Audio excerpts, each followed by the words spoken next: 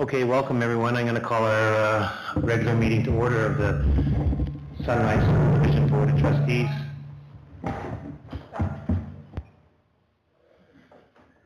For August the 27th.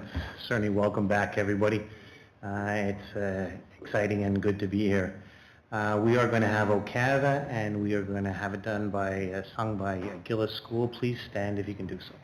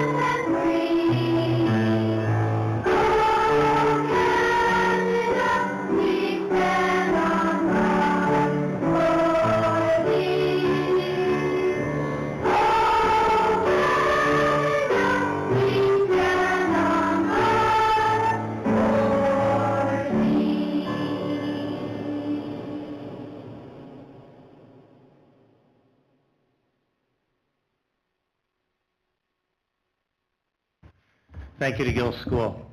We're going to have our treaty acknowledgement, and I'm going to ask Trustee Dent to read out our treaty acknowledgement, please. We acknowledge the traditional land upon which Sunrise School Division resides as Treaty 1 territory. We honor our partnership with Canada's original peoples and respect the gifts of Indigenous history, culture, and language. We commit to moving forward in partnership with our communities in the spirit of collaboration and reconciliation. Thank you, Dustin. Oof. Okay, Rust is we'll try to get Rust out here. That'll be myself as well, but it's great to be back and welcome everyone. For the people that are online, we're going to, I'll go around and with some introductions. We have Superintendent Reed, we have Assistant Secretary Treasurer Thiessen, Assistant Superintendent Fielberg. We have Trustee Wilson, Trustee Rowland, Trustee Smith, Trustee Nickel, Trustee Rowan, Trustee Boydson, Trustee Dent. We have Sarah, who is our awesome executive assistant, and we have Trustee Harris. Joining us in the room as well, that you may not be able to see, is our STA President, Serena Kloss. Welcome, Serena, certainly to our first meeting, our first meeting back from the summer. So we're going to move right into it. We'll have the adoption of the agenda. Be it resolved that the board approve the agenda. I need a mover and a seconder. Moved by Trustee Rowan and seconded by Trustee Smith. Any questions? Okay, hearing none, we'll vote.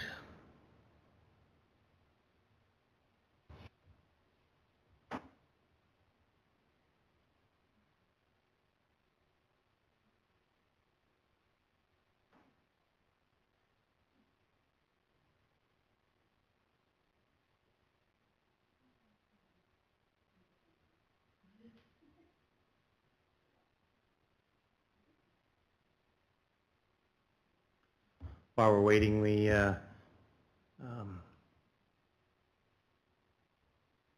just waiting on some electronic so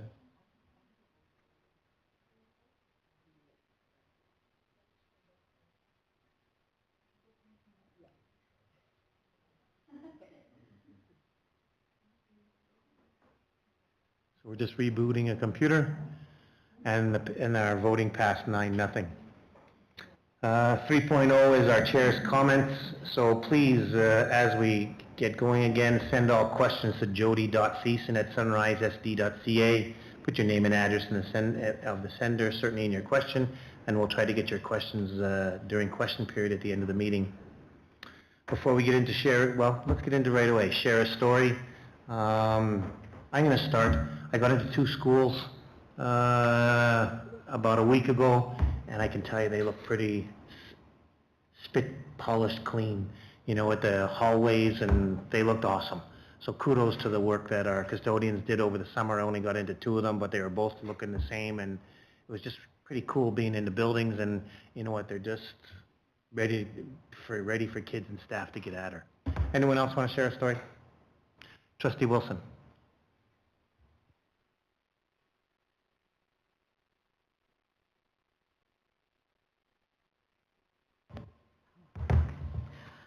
I attended the graduation for the Lactabani Senior School, 21st of June, and I was most impressed by the number of awards the students received, and especially in the area of applied math and pre-calculus mathematics. I was very impressed. Just the overall number of awards that were won by our students. Very impressed. Thanks, Donna. Anyone else? Trustee Rowan. I'd like to start by thanking the board for approving my attendance to CSBA. Trustee Harris and I attended and had a great time. You'll see our reports are attached to this meeting, so you can see everything that we've learned while we were in attendance. I had the opportunity to stop by the band camp held this summer at SMS on Monday, August 19th, and then attended their band concert 5 days later. The progress they made in those 5 days was phenomenal, and they put on an excellent show.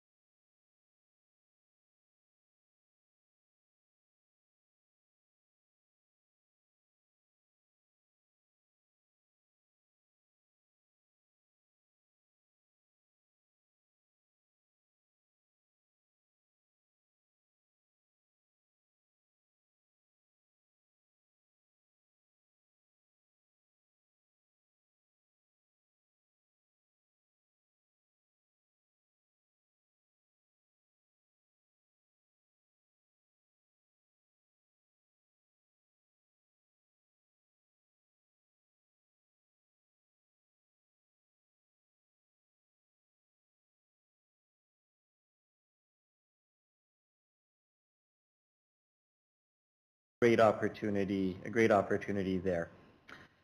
Our plans continue for our October 18th Divisional PD Day.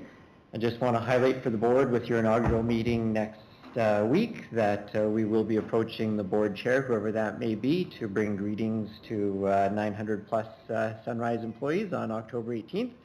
So as you decide whether or not you'd like to be the chair of the board, just know that that's going to be one of your first duties coming up in October. And so but some of the details of the day are there in the report as well. Just also wanted to highlight two staff events that are happening before the start of the school year. As Trustee Rowan indicated, today was our program leaders and division principals organized summer learning workshops. Those were attended by 42 teachers today. So great, and we have really received very positive feedback from the teachers who were in attendance. A couple of them even said it wasn't even like they were giving up a day of their summer. They had so much fun in the education center here today, so I'm glad that they appreciated that. And our new teacher workshop goes tomorrow afternoon as well. And so we can bring full reports to the next meeting now that we know a little bit more about how those events have actually played out. And just a little bit of an update there with a full report to come later. We talked about this one in June. Last year was the first year of a teacher evaluation rotation, and we had 66 teachers who were scheduled to be evaluated in the first year, and 45 of those were submitted to the school this fall. So we are missing 21 evaluations. And currently we have the office staff following up in schools, wondering, to try and figure out what happened with the other 21 evaluations and why they weren't submitted. And on September 17th, I'll be able to bring a full report to the board on year one of our evaluation process. Thanks, Trevor. Any questions for Trevor? Trustee Smith. The event tomorrow, what time is it over? The event starts at 11:30 with a luncheon for the teachers. At this site, it goes until 3 o'clock. At 3 o'clock, we partner with the Sunrise Teachers Association, and the attendees are invited to head over to the STA office for some more information and a social gathering at the end of the day.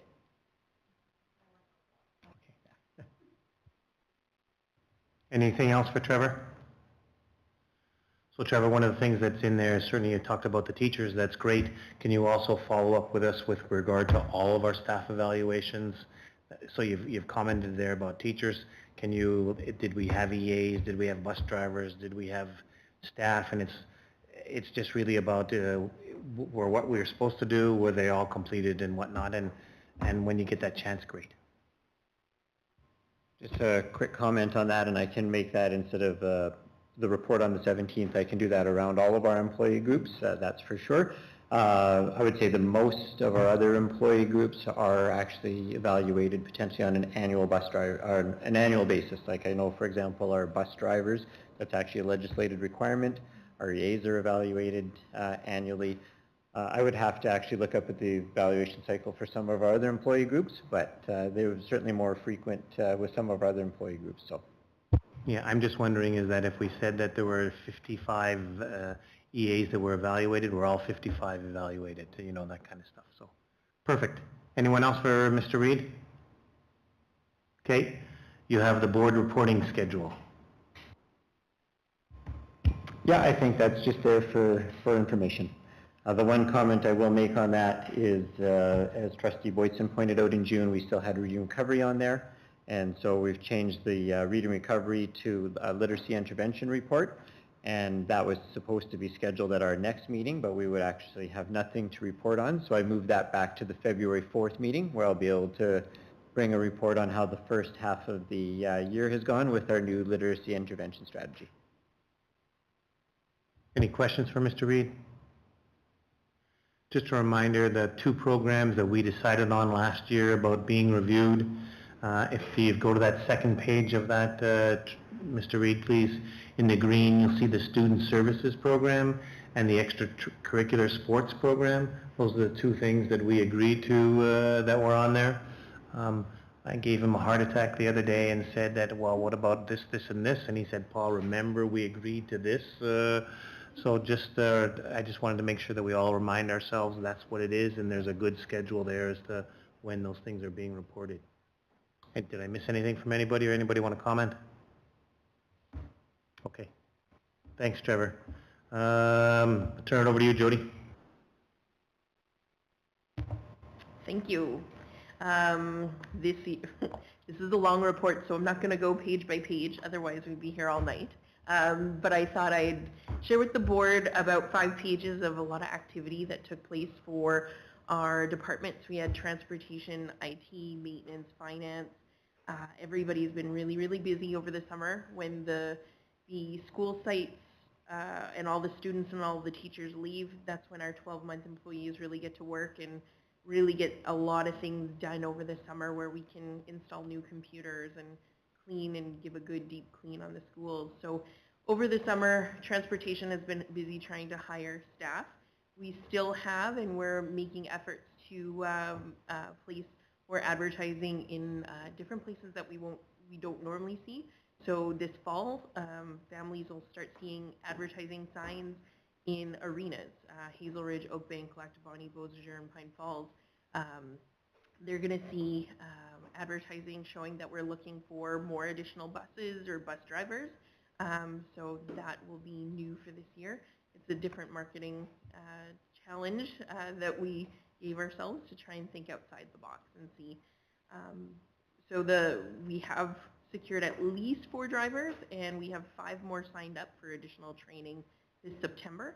So again, we're always looking for drivers, and there's been a lot of effort made by the driver community trying to nudge their friends and get people they know to sign up. So it's great. It's still one of those things that we don't want an event where there's a number of people sick, because of course we don't want to cancel any runs. So we're trying to build up our spare pool. Finance, again, busy on year end. IT, they are busy over installing computers over in the Springfield area.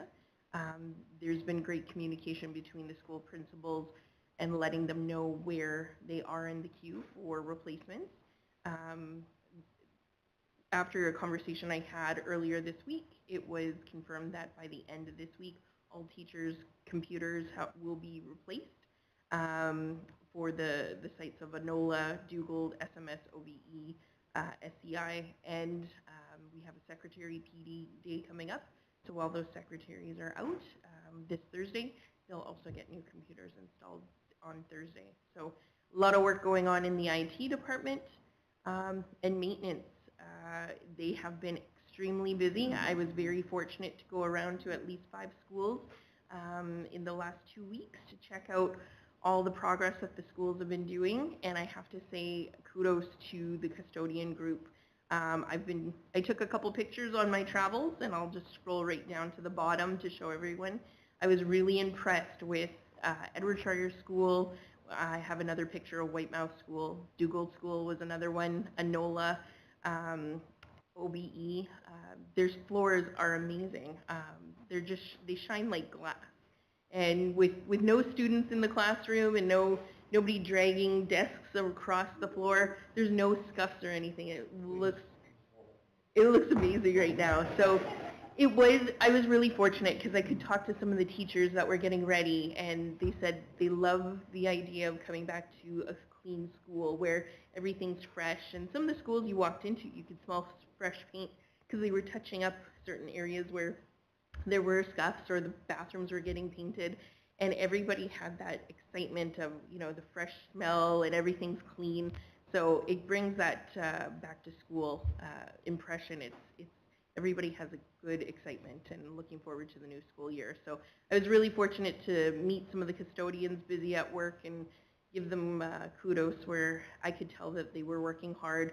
Some of the schools I saw at the end of end of June, and I know there was some heavy, elbow grease getting put into these schools because some of them were pretty rough. But great job to the staff over the summer. And if anybody has questions. Anything for Jody? Trustee Rowan? Just a quick question about the buses. You mentioned the bus routes and how many buses we got going, and it's 87. Is that less buses than we've been running in the last year or two? We have less buses on the road now? Yeah, we usually, we do have 3 runs that are doubled up this time. There was one route, we had 91 runs last year. So there was one run that we were able to pair up with another, so we could drop a bus, but we anticipate it'll be popping out later as some of the communities grow. So we're watching the area of Garson. Some of those buses are really full, and we're anticipating we might have to put a new bus on the road out that way, or possibly in the Dugald Oakbank area. So we took one off, but we know it'll pop out eventually. Trustee Rowland, your eyes were on the fries there. 91 buses last year, and now you're good. Anyone else? Trustee Boyson. Just regarding the subdivision in Anola and the need for a fence that'll have to be put up, will we approach the RM or the developer and see if they'll assist in helping for the cost of that fence? Yeah, one of the things that I have to do is see if the developer was required to pay us a levy, and after that we'll see if they did, we might be able to tap into those funds, but if they didn't, then we'd be approaching the RM of Springfield. Yeah. Trustee Rowan? With the secretaries getting their desktops on August 29th, are we anticipating any delays with that? I just know that the secretary's taken a lot of information in those first days of school, so I want to make sure that they are ready to go as the schools open up. Yeah, as far as I know, they're going to be upgraded to the latest Windows version. When it comes to making sure they're supposed to have all the access to the same files, and most of the software that they use now is all web-based, so there shouldn't be any new changes to the software they're using. So when it comes to making sure it works, IT does do a test when the computer is installed to make sure it turns on and works. But sometimes we only last year only had to replace one computer that came in that was not functioning. So I have a lot of faith in the computers that they're installing. They shouldn't have a problem when they go back on Friday and try and use it. Anyone else? Trustee Harris? I'd like to go to page 3 under maintenance and highlight one item. I'm going to read a little sentence here. Item 4, Hazel Ridge School Gymnasium Accessibility Lift. Project 100% complete. Yay. In my previous term, I was going to use that word, in my previous term, I represented Hazel Ridge, and every time I visited this school, that topic came up. So that's 4 plus, a couple plus, I'm sure it was on even before that. After all these years, it's great to see that 100% complete. Thank you. Anything else for Jody?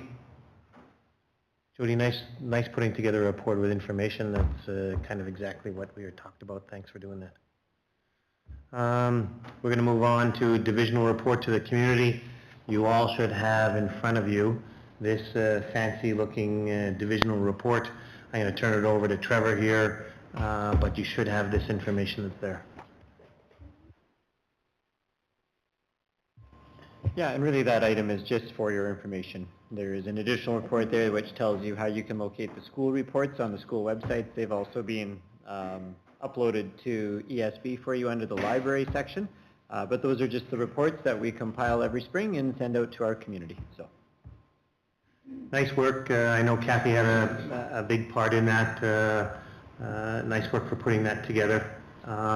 Anybody have any comments or questions about the school report? Go ahead. yeah, no, thanks for the reminder on that, Paul. You know, you'd said that Kathy had a big part of putting that together. No, I would just say that Kathy did put that together. That was one of the pieces that she took on as we transitioned in the spring, and Kathy did all of the heavy lifting on the community reports and working with principals on their school-based reports, and so all the credit goes to Kathy on those. So, I think one time is that it wouldn't be a bad idea for us to put on the agenda if that we ever want to talk about, get a chance to read your school reports and any questions or comments certainly about it, because that's what's going out to, it's on the website, that's what's going out to everybody. If we want to ever, you know, any look at a change or those kind of things, let's look at it, but that's kind of our official monitoring of what's up, and so thank you for that getting done. But we'll consider that as we move forward with agendas. We're going to move to the school funds annual report. And Jody, you got schools to put that together. Go ahead.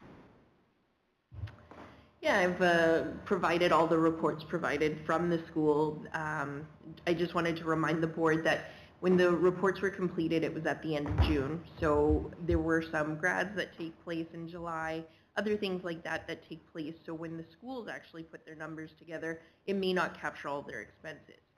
When I go and put together my summary for the board, I look at after all the accruals. So, so what I did was I summarized to the board where we were last year to where we are this year. So we started off the school year with $418,000 collectively in our school funds account.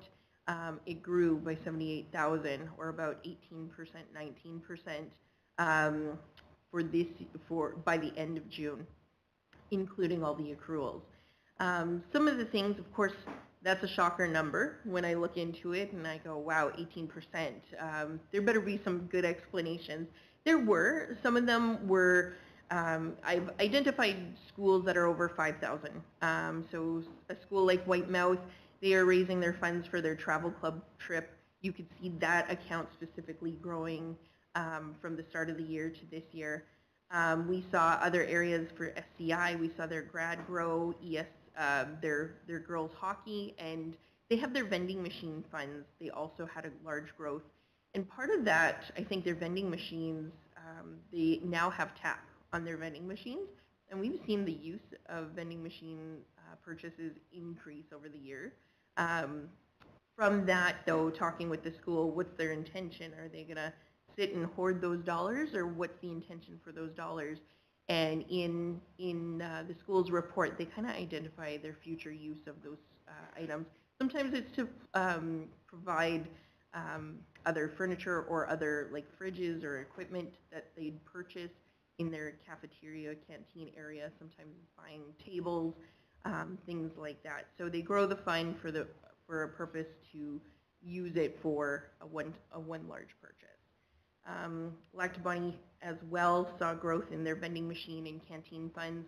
Again, they have a little amount of funds to put towards furniture or equipment in their operating, so they use those funds for future dollars for refrigerator, things like that. They had, when they have now their nutrition program, they've been talking about, well, we might need another fridge. Where are these dollars coming from? So they're thinking about utilizing their vending machine or canteen funds to purchase appliances like that. ESS, again, they're doing a lot of fundraising, and one of their big ticket items is their sports equipment, or I should say their sports clock, or their new score clock that's going into their gymnasium. They've done fundraising over the summer for their golf tournament, so they're slowly growing that fund. So I expect that school to continue growing that for their score clock. And Dugald School saw the biggest, largest growth out of everybody. And I think that's related to their student activity funds and their student fees that saw the biggest increase. So out of all those schools, majority of them had strong plans and strong indications as shown on their reports that they submitted. And others, I'll continue those conversations with those schools and explain to them that if it's been lingering with continuous balances and you don't use them, you can transfer the funds and utilize it for those students that collected them, or just start spending it. So that's to summarize what the report. Any questions? Thanks, Jody. Any questions for Jody? So Jody, you perked my ear. You said school fees, and you talked about Dugald School. So we have $500,000 in our total costs that are there, and school fees. So I wasn't prepared to ask this question, so I'll ask it and you can answer us next time. But are schools charging fees? Knowing our school funds for the most part is something that's in and out, unless they're saving for a project, it is a lot of money. So, and can you just let us know then school fees, because I think that we've had discussions about school fees that are here. So can we clarify certainly that? Trustee Rowland? Just further to that point, I noticed in some of the commentary that was provided by the schools, some had provided comment to what they were using school fees for. And if you could, there was discrepancies about what they were doing it for, what they were collecting that money for, each school. So I think that's something that needs to be looked into closer, because I'm not exactly sure that I would support those fees for certain things that have been in the past. So just further to that, coming back to us later.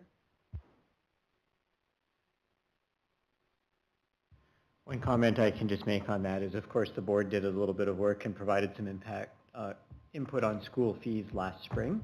A lot of what would have happened would have been collected and spent prior to the conversations we had in the spring. So when we consider that, we should consider what schools are doing this fall after the board has had the opportunity to provide some input to schools in terms of how they would like to see the money spent. Yeah, so I think just come back to us, Trev, then remind us, and it's maybe not a question today, but it's just like what I asked Jody. Are schools charging fees? I do think that we had a pretty clear indication of what our intent was. Please come back to us with where we are. And obviously, you know what, for some of them that you're doing this, thank you for tracking all this, of course, but that's an awful lot of money that, again, the funds were in and out kind of idea. that $500,000 isn't in and out. But there are some real good things that are there because some people, you know, graduation, we put a reserve fund in there and they've got, you know, score clocks and whatever. There are some reasons, and that's why it's not necessarily an in and out. But we just want to make sure that we keep a good handle on it, and thank you for doing that. Okay, let's. I'm so sorry. Be it resolved that the board receive the year-end school fund reports as information. Thanks, Robin. Moved by Trustee Nichol, seconded by Trustee Boydson. Any questions? Hearing none, we'll vote.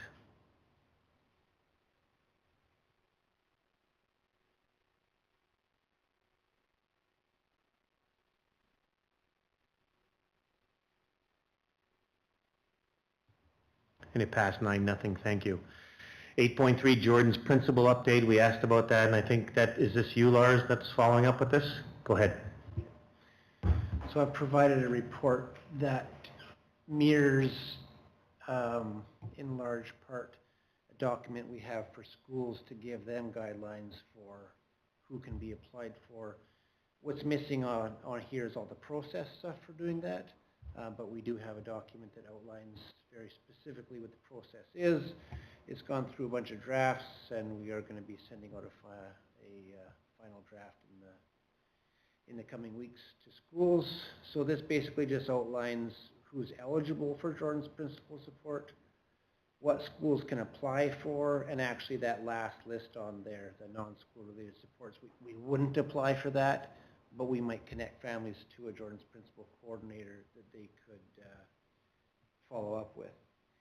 This process has gone through several iterations over the past year and a half, 2 years, where expectations, procedures, criteria have changed a few times, so I think that is now stable. Some of that has been a result of trial and error. Some of it has been a result of criteria and demands from Jordan's principal changing. So in terms of what we have currently in the division, this was just sent to us end of last week. There are currently 10 students in the division. All but one of them is full-time support that Jordan's principal will provide EAs for. And those EAs are not a separate category of EAs. They're just funded from this source, so they are essentially the same. They have the same benefits, the same expectations, the same roles as our other EAs. We've just made that part of our regular, well, they're part of our body of EAs, but they don't have any other special status other than being term. Because if these students leave, we stop invoicing for them, and those employees, so they can't become permanent. Thanks, Lars. Any questions for Lars? Nice work. So that means that, you know, because of Jordan's principal's funding, there's 10 more EAs in our building helping our kids. Nice work. Okay, thanks for that. We asked for that. Thank you. 8.4 is a subdivision, the RM of Whitemouth. Jody, this is you. Oh, I'm sorry, Alicia.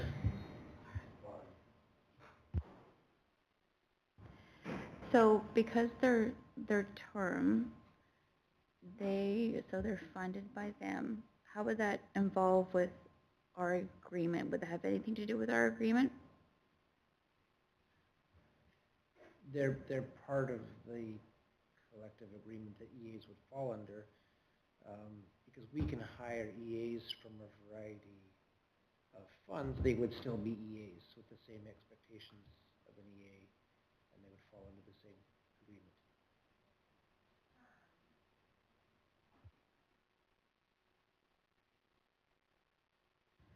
Okay, but they're term, right? Just wondering how, and they're funded by them. So if the wage changes with the agreements, how does that affect the funding? Jordan's principal, there's been a lot of changes. So initially their wage range was problematic in that we would not be able to hire somebody full-time because they were not agreeing to allow invoices to exceed a certain amount. That changed this year, so if we have changes in cost for us, we would pass that on as part of the application and see how they respond.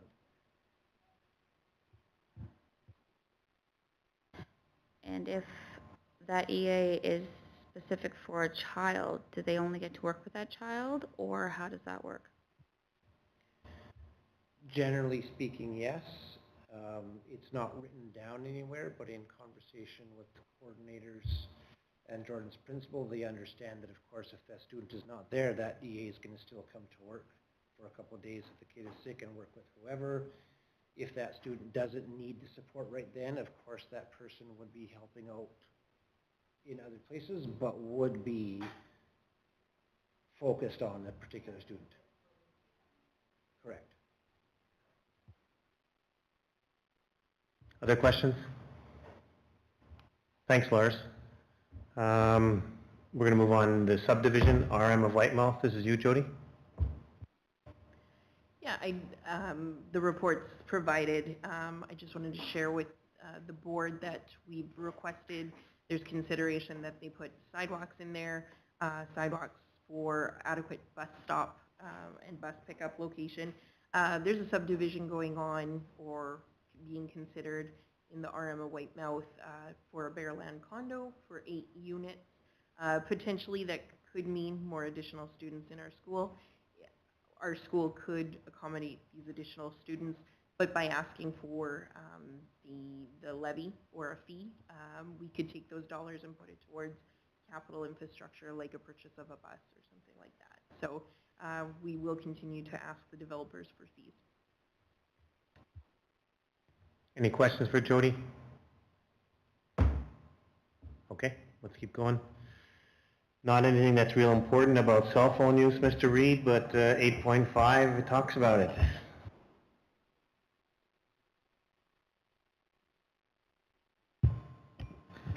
Yes, so as we all know, in the middle of August, Manitoba Education and Early Childhood Learning came out and finally took a position on cell phones. They gave school divisions 4 directives, and they're there. And on August 22nd, there was a follow-up with Deputy Minister Brian O'Leary, who provided some additional information and commentary, and that is also included in the report there. Manitoba ended up being the 9th province in Canada to put some sort of cell phone restrictions in place. And what Manitoba came out with is very consistent with what's going on right across Canada. And so there was nothing surprising about it. The couple things that are a little bit curious for us is in most other provinces, the restrictions covered all digital devices, cell phones, student tablets, student laptops, even went as far as to say things like smartwatches or handheld gaming devices, anything that kids could bring to school that would allow them to connect to the internet and potentially communicate or message with, other individuals, right? Manitoba just chose to use the phrase cell phone. And so that's what the provincial documents came out with. The other thing that was a little bit curious is the majority of other provinces provided significantly more direction to schools in terms of supporting documentation. I would say that most other provinces put out somewhere between a 5 and 12-page document providing rationale, additional supports, commentary, more things that should be included, language that could be used, phraseology, those types of things. Supporting research and evidence that schools could share with parents, a lot of supporting information. The fortunate thing is all those documents are public and are easily attainable, and I was able to have a look at all of those and did read through all of those. Manitoba took an approach of providing 4 bullets and taking the stance that the more flexibility that they gave schools, the more school divisions could work to identify and have a policy that met their local needs. So I did attach the Sunrise policy for you to preview. It is consistent with the MEECL directives. We did circulate it to principals, and I do apologize for a little bit of a typo there. It says 1 exclamation point, schools offer feedback. That should be 11 schools offered feedback. So 11 schools offered feedback, and the themes were, the feedback was very, very positive. Excited to kind of get the divisional support to do what many schools are already doing. They said the procedure that we presented was straightforward, easy to understand.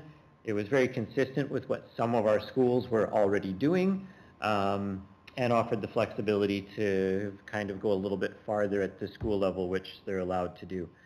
So next steps for us as a division, I would invite any feedback from the board. You had the chance to look at it. If you would like to provide some feedback, I'll jot that down this evening.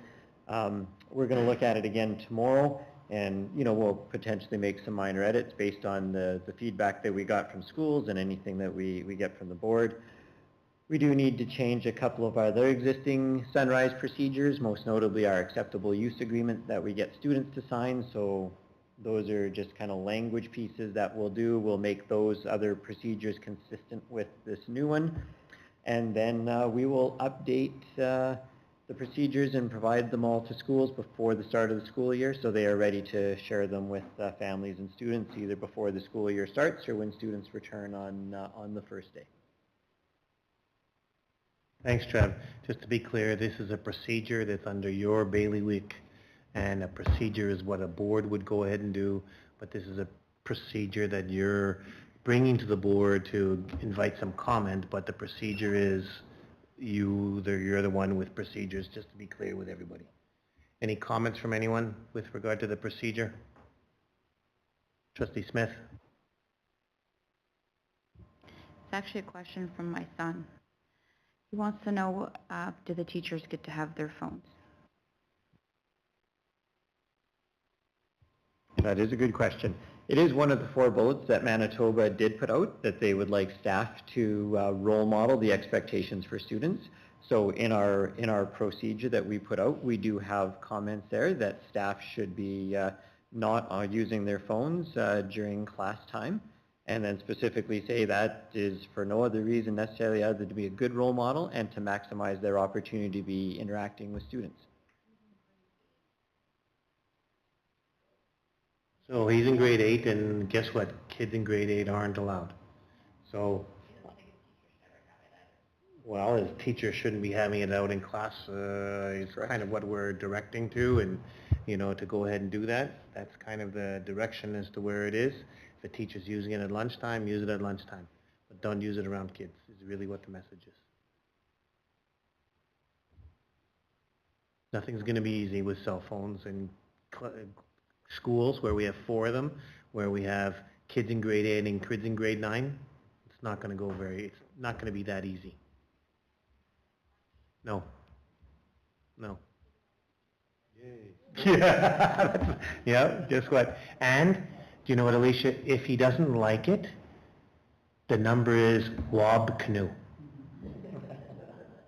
And anybody that's listening out there, if they don't like it, dial 1-800-GOVERNMENT and ask to speak to Mr. Canoe, because they made the policy. Yes. Yeah, the one thing I would say is many other provinces have gone in this direction already. The general consensus is the overwhelming majority of families and parents are in tremendous support of this. And Deputy Minister Brian O'Leary said after that the province did announce the restrictions, the feedback that the province got from families, from parents, from the public at large is overwhelming support. So yeah, so we're going to have, probably a small number of families that are going to have some concerns, and I'm sure we'll get some pushback from students. But by and large, I think this sort of procedure policy on a provincial level is overdue and is going to be very strongly supported by the overwhelming majority of our stakeholders. So, Thanks, Trev. Trustee Nicol? Yeah, what the province put out was more or less very identical to what Whitemoor School has been following for the last year. The only difference is that they were following only 1 to 6. The 7, they lumped 7 to 12, and now they're just, so the students are not going to find very much difference other than the 7 and 8. Because the 1 to 6 are used to it, and then 9 to 12 are used to it. It's only the 7 and 8. So. Anyone else? Trustee Harris? Question and a comment. Is this effective immediately, or do we have to go through some voting procedure to make it happen in the division? So we're not voting because it's not a policy, it's a procedure. What we're doing is we have asked Trevor to put a procedure together. He's asked us for some feedback as to where it is. I guess if we think that we need to make a policy, we can make a policy, but this isn't a policy, this is a procedure. Trevor has total responsibility over procedures. So it's not anything that, that we're voting on unless we deem that we want to go in and vote and change the procedure that he has and make it a policy from there. Go ahead. My question is this effective immediately? So yeah, the provincial directive is it to take effect at the start of the school year. So back in the spring or late spring, I think we had brought up once, at least once at the board level, that we were going to talk about the whole idea of a cell phone policy or procedures. And just for the whole board, 4 of us were on the board when COVID started. And I remember that we jumped the gun. We came out with the policy, or at least rules, that we were going to restrict certain things. I forget exactly what we were doing, but we got a lot of flack from parents. And a week later, the province did all those guidelines. If we had waited 1 meeting, we would have not had all this flack from the parents. So I am very thankful that the province has gone ahead and instituted this at a provincial level before we had to try and come up with something and possibly get flack from our parents. I'm glad everyone's in agreement that this is a good thing, but I'm glad the province did it before we had to go through the same thing that we potentially would have had to several years ago. That was just a pain back 4 or 5 years ago, for the 4 of us that can recall that. Thank you. Well, I'm going to share a little story, is that we did ask Superintendent Reid to come up with a cell phone policy. So Superintendent Reid spent 3 days developing a cell phone policy, and just before he was about to share it, the province came out with, guess what, this is what we're going to go ahead and do. So Superintendent Reid was real happy that he spent 3 days developing and researching a policy, and all of a sudden something came out. So yeah, good point. At the end of the day, can the minister change it in September on us? Yeah, he could. But anyways, we have a procedure, and in the end of September, if we decide to develop a policy ourselves, we can put a policy in. But right now we have a procedure based on the directive from the province. Thanks, Trev. Anything else from Trevor? Nice work. Okay. Inaugural meeting agenda summary. Jody, did you want to do this? Yeah, attached to the board meeting tonight is just preparing everybody. We have a new face on the board, some folks, if we don't remember what we did last year. So attached is what the agenda for the inaugural will be next week. We'll have a couple of, I'll be chairing the meeting until we elect a new chairperson or the same chairperson, depending on how the outcome is.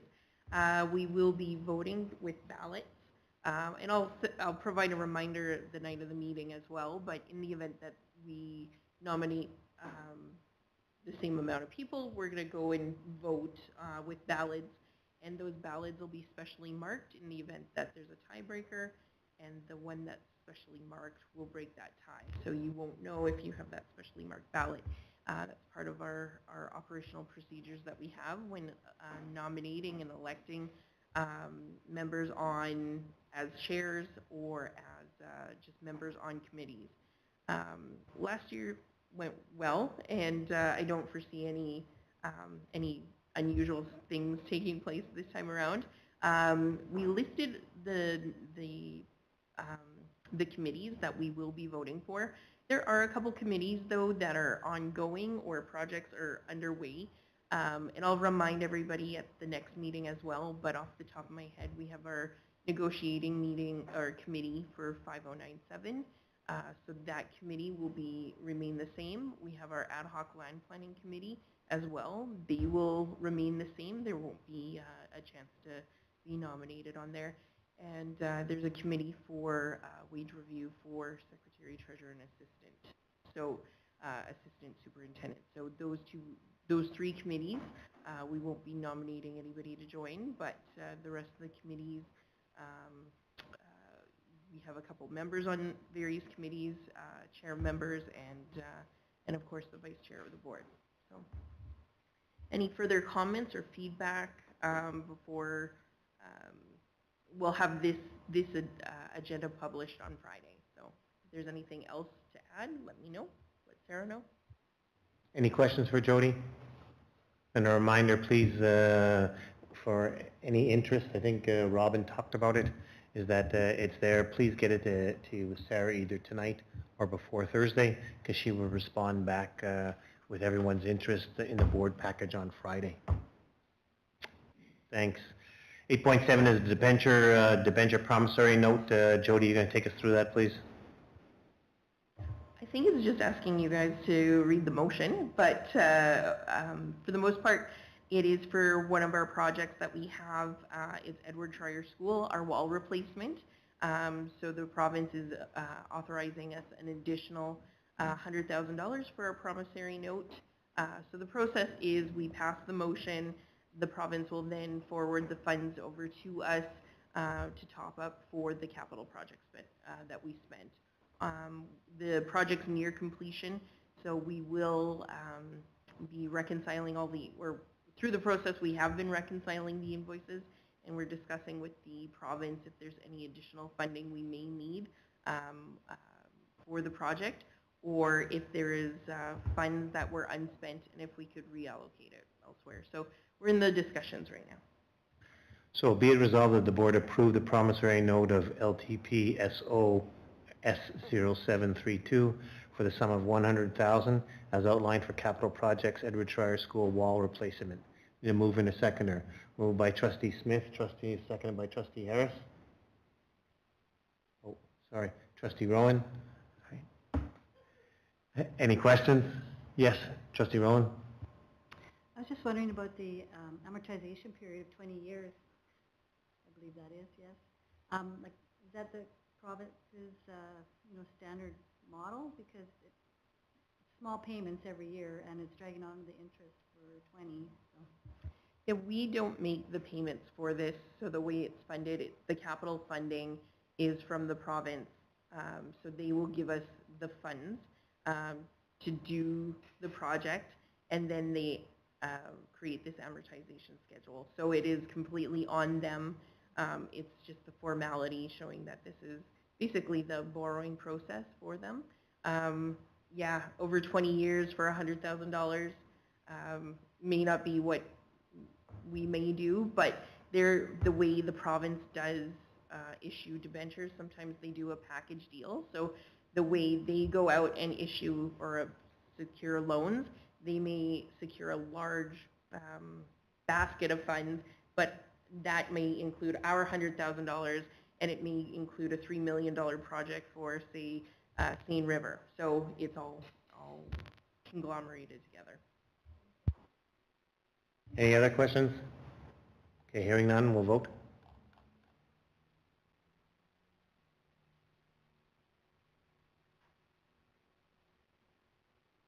You passed 9-0, thank you. The enrollment files, I think I can just do that, is that the information is in there. We're required to send off the enrollment files. We need to put a motion together. So be it resolved that the Sunrise School Division Board of Trustees donate the daily attendance registers from McCall Edward Trier School, kept between 1930 and 66, in Whitemouth School from 65 to 67. Need a mover and a seconder. Moved by Trustee Nichols, seconded by Trustee Rowland. Any comments to it? Okay. What? I'd like to amend the motion. Okay. To include, it looks like we're donating it to somebody, but we don't know to who. That we include at the end of the motion, 1965 to 1967, to the archives of Manitoba. Okay. So, Dawn, you moved that. Are you good with that? And who seconded it? You did. Are you good with that? Okay. So good with those friendly kind of amendment to do that? All right. Anyone else? Question? Thank you. We good, Sarah? I just added it. Perfect, I know you're faster than me, so. Okay, so let's, hearing no more changes, we'll vote.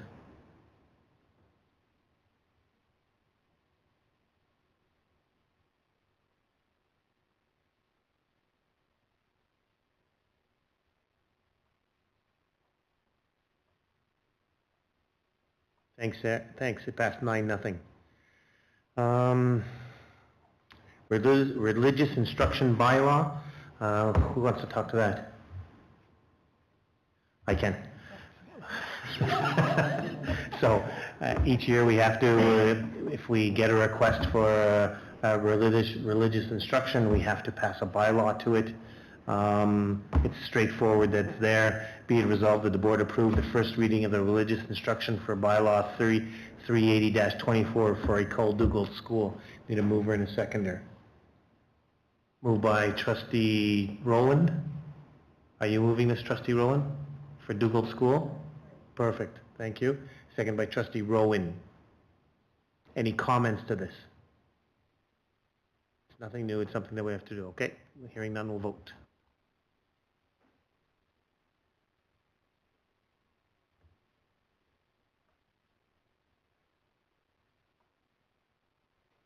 And it passed 9-0, thank you for doing that.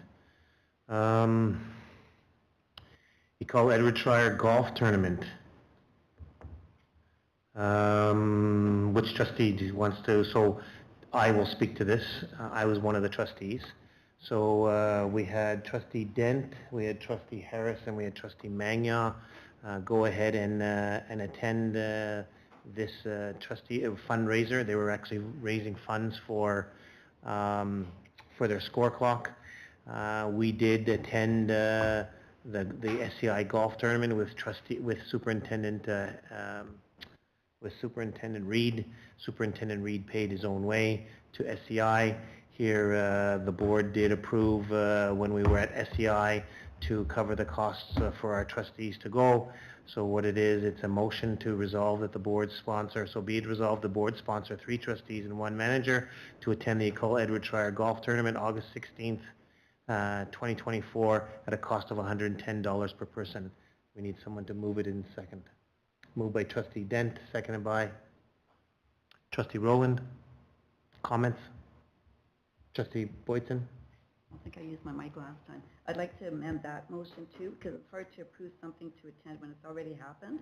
So I'm suggesting that we say that be it resolved that the board approved to sponsor the attendance of 3 trustees and 1 manager to the Edward Schreier Golf Tournament, which took place on August 16th, 2024, at a cost of $110 per person. Here. I was supposed to get that and then transfer it back to you. Okay, that's an amendment. Thank you. So that's an amendment by trustee Boyd.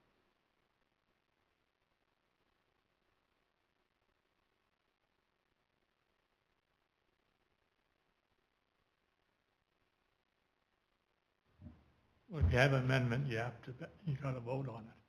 If they would just change it, if the mover changes it, it's not an amendment then.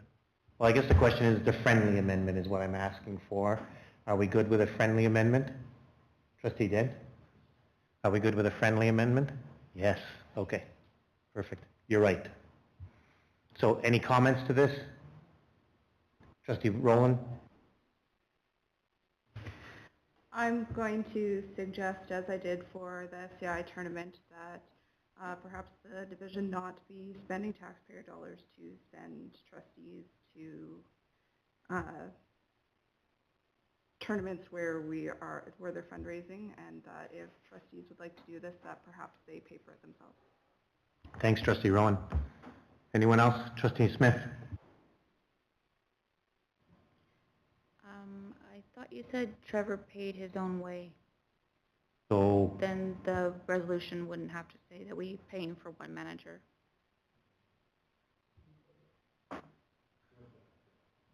Oh, I just wanted to be clear is that 4 of us went to SCI. Trevor, and I just wanted to be transparent that Trevor paid his own way to for the tournament at SCI. Yep. Okay. Any other questions? Okay, hearing none, we'll vote.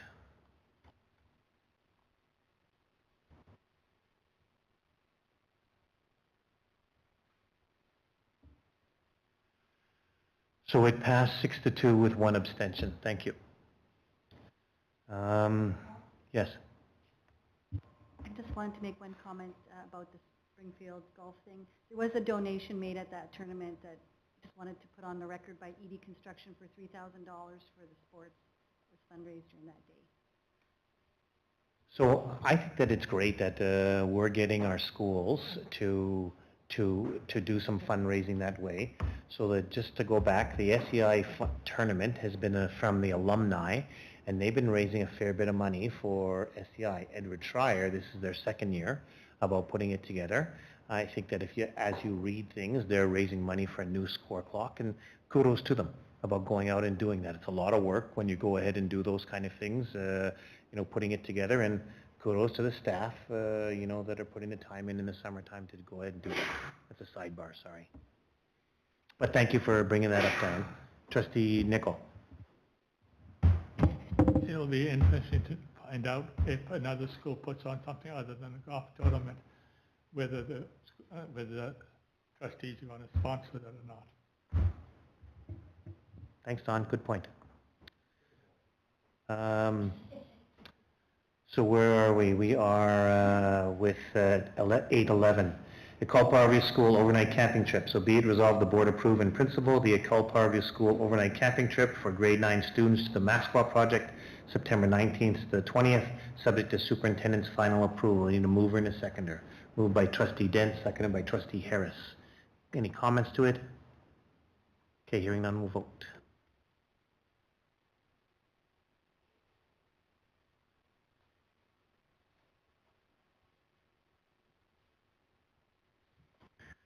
Okay, so it passed 9-0.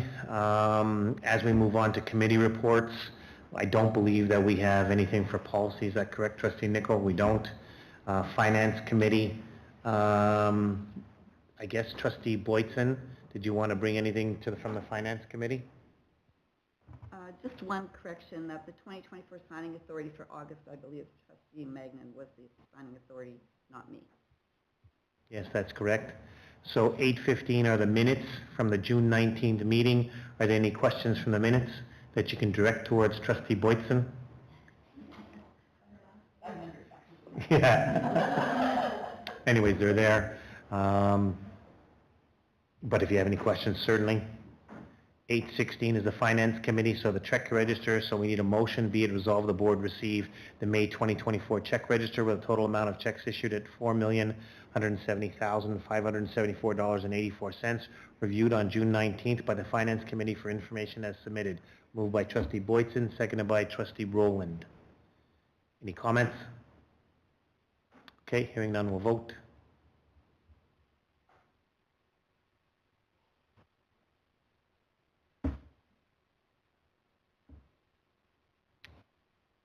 Thank you. It passed 9-0. Education Foundation Committee, again, there hasn't met since June the 7th, but everything's in place for the new committee that'll be coming by. The Ad Hoc Land Planning Committee, is there anything, Trustee Rowan? Okay, so there was nothing there, but your committee is staying together as you move forward. Professional Development, so yeah, here's the... Okay, so we had a couple people attend the Capsule conference that we sponsored, so... No? Yes, we did. Well, I see Capsule 9.1. No one had that. Oh, look at that, for 2025, that's information that's coming up on April the 9th to the 11th. Okay, thank you. And then 9.2 is the CSBA conference that happened this summer, July 3rd to the 5th. Trustee Rowan and Trustee Harris, we had the opportunity to go. We heard a little bit about you. So we're giving you 25 minutes to go ahead and talk a little bit about it. Your reports are in there. Thank you very much for it. Is there anything that you would like to highlight, Trustee Rowan, certainly about it? Well, I do have my report in there. Page 29 has my personal takeaways. AI was a big theme that we heard about at the conference, and it just reinforced that perhaps our policy committee needs to look at policies and procedures around AI. We saw a couple keynotes that discussed AI. I believe that Trustee Harris went to a presentation on AI, so it was a big theme.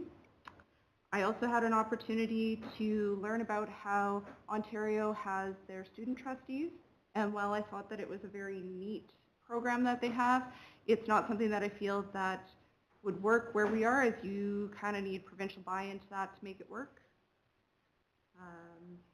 But it was super interesting to hear their perspective. I did attend a presentation by Dr. Katina Pollack studying the impact related to the loss of local democratic voice in education. We heard a little bit about this at MSBA, but they did a bit of a deeper dive into it. And the crisis of loneliness came up for discussion as a result of screen dependence. So given the Manitoba government has created guidelines reducing cell phone usage in classroom, I'm curious to see how this impacts our students. I really enjoyed my time there, and thank you again to the board for supporting the decision to send me. I felt I learned a lot, not only about Trustee Harris, but also about everything that CSBA had to offer. I really enjoyed a lot of the Indigenous education that I took away from that as well. If you've got the opportunity to attend CSBA, I would encourage you to go. Thank you, Trustee Rowan. We'll hold our questions until we hear from Trustee Harris, but go ahead, Mr. Harris. I too would like to thank the board for allowing Trustee Rowan and myself to attend. I found it extremely informative. I too, biggest takeaway was the scariness of AI, the potential of what it can be. The two of the three seminars that I attended, one was on AI specifically, and the other was on school board ransomware attacks. In terms of AI, the presenter started off by asking, it was an interactive slide she had. We've seen this at other seminars we've gone to. Type in a word that comes to mind when you think of AI, and I put in scared. And a lot of different words came up. I wish I had taken a picture of that one slide with all the different words. We then had the presentation of approximately 45 minutes or so to an hour, and they asked at the end of it, now tell us the word you think about it based on the information you've just heard. And I answered scared. I was just as scared at the end as I was at the beginning of what the potential of AI will bring to education and around the world in general. And the second one I attended, I mentioned, was the cybersecurity, the hacking. The presenter actually gave a case study of a school division that had been hacked and what happened on day 1, day 2, day 3, up to a couple of months into it. And my report has the slides on that and what happened with that. I think we should be prepared for an event that could happen. Once it happens, there's not much you can do to get get things going, but we should be prepared ahead of time. And my report mentions a couple of things that we can be prepared for. So I won't go into the details on that. I had something else to say. Rats. Oh yes, I'm thankful that 2 of us went, because we were able to get to 6 different presentations out of the 8 or 9 that were there. That was very good.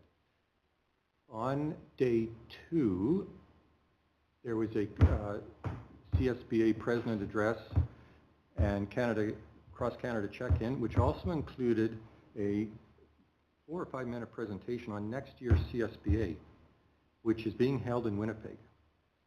And if we can, I think all of us should attend. Well, only because it's local. The amount of cost savings being local is tremendous compared to having to go elsewhere. But the brief presentation and video they gave, and the people that are going to be presenting, got oohs and ahs from everyone in that room across Canada, because they're that well known. it'll be fantastic speakers coming up at next year's thing. We should reserve our hotel rooms just in case we all go. We can always cancel, right? But I think we should be reserving our rooms for that. It's not in tandem with our regular CSBA spring and fall show events. It's somewhere in between there. So we'll actually have 3 CSBA things to go to, well, 2 MSBAs, so plus the CSBA. But I think we should all have an opportunity to get to that particular one. And I guess we're open for questions, Melissa. Kidding.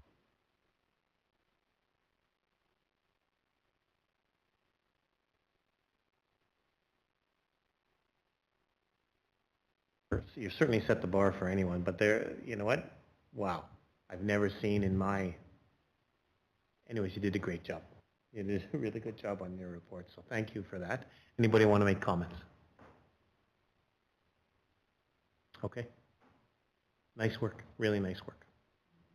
I think that I would love to have as many of our teachers and staff go ahead and take a look at these reports so that then when they go away, you've set the bar certainly for you know what, when somebody needs to go ahead and report back on anything. Wow, it was fantastic. Nice work.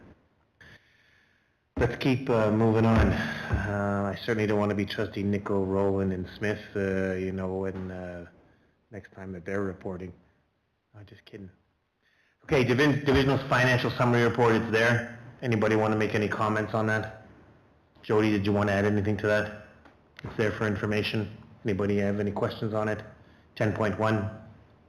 Okay.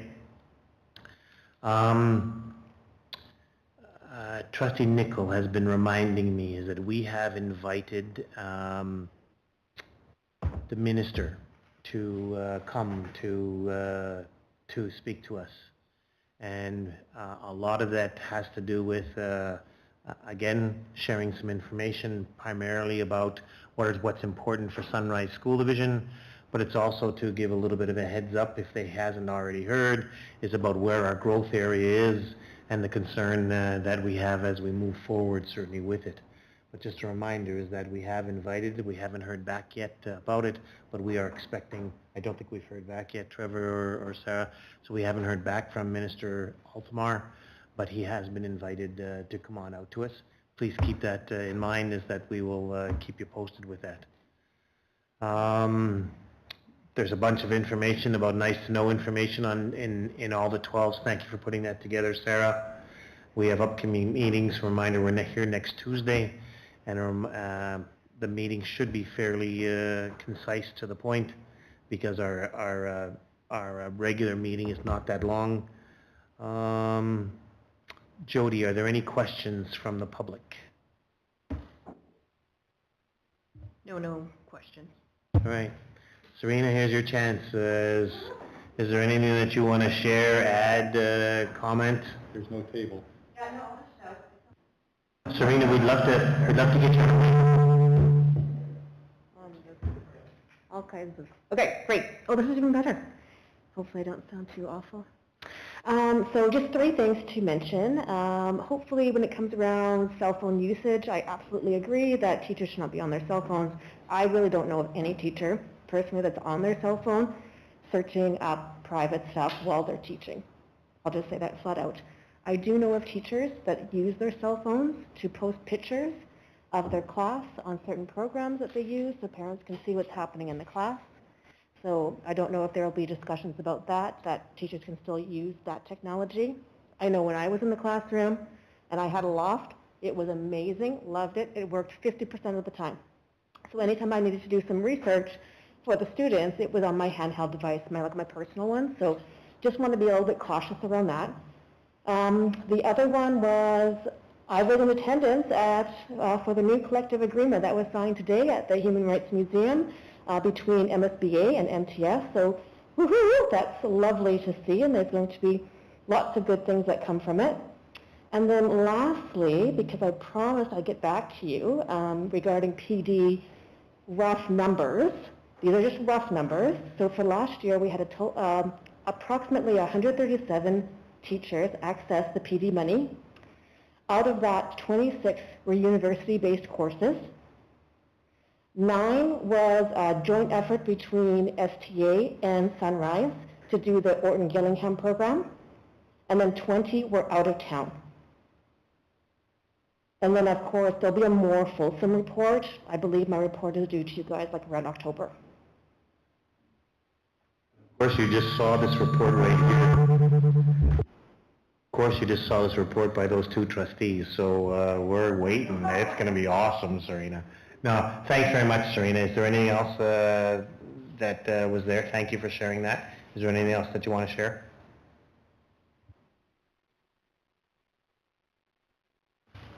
Not at this time, but I believe when you get more information, when you go to MSBA, and then when you present to the board, I'd love to be there too to talk about how the new collective agreement will roll out and what sort of things that we might need to be cognizant of going forth. There's lots of good stuff in there. Like it's good. It's good for everyone involved. Yeah, so the only thing I'll say, Serena, is I know that the school division has been invited to a session next week. Trustees are invited to a session following that. And again, I think that as soon as both sides get a clear understanding, certainly of what it is, yeah, let's open, you know what, let's make sure we communicate back and forth as to where things are. As I expect that's what Trevor's going to go ahead and do. But as trustees, we're very interested in waiting to hear back from Jody and Trevor and kind of from what all the information is. Some of us have got a little bit of information from MSBA, but we'll wait and see. Yeah, wonderful. Like I have my document here. Of course, this is still not the official one because the official one was technically signed this morning, but I do have lots of notes that I'd love to have the opportunity to discuss and share and have dialogue about. So just so you know, Trustee, I sent forward this afternoon, I received a copy as the board chair. I sent it out before the meeting. Trustee Nickel came over and said, it's not quite complete, Paul. There's still more to come. So trustees have it and they'll get some more information. We're supposed to be sent tomorrow. So again, we'll wait till kind of hear from the division. But yeah, we're pretty excited about, you know, getting a collective agreement done, and that's always a good thing for us. My final note is I am so looking forward to how this is going to impact Sunrise, because we are going towards a more unified pay system. So now, instead of teachers leaving rural, going to the city to get paid more, we'll be getting paid the same. So I'm really hopeful that we'll be able to retain our teachers here in Sunrise because we're giving them that carrot. So that's my hope and my joy, and I'm looking forward to actually seeing that come to fruition. Yeah, great comment. Thanks for that, Serena. I think that we're done then. Questions from the public. We do have to move back into in-camera, do we not? We do? We are, but not coming back. Okay, but we're not going to come back into regular because we do not have any kind of motions forward. So if you're listening online, we will go into in-camera, but we will be coming back, but there will be nothing that'll come out of it with regard to motions. Thanks.